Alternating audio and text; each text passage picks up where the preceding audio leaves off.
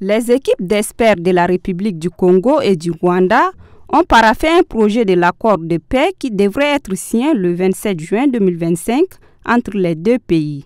L'accord provisoire annoncé dans un communiqué conjoint le 18 juin pourrait marquer une avancée dans les négociations menées par Washington pour mettre fin au combat dans les provinces du Grand Kivu à l'est de la RDC et ouvrir la voie aux investissements dans cette région riche en minéraux stratégiques, notamment le tantal, l'or, le cobalt, le cuivre et le lithium. L'accord provisoire, conclu après 3 jours de négociations, réaffirme un certain nombre de principes, à savoir l'intégrité territoriale, la fin des hostilités, ainsi que sur le désengagement, le désarmement et l'intégration conditionnelle des groupes armés non étatiques.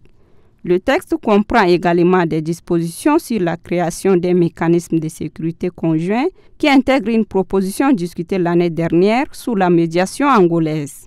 Les deux États ont parvenu à un premier accord à 2 reprises, l'année dernière sous la médiation de Luanda, sur le retrait des troupes rwandaises du territoire congolais et des opérations conjointes contre le groupe rebelle Hutu rwandais, mais les ministres des 2 États n'avaient pas réussi à approuver l'accord.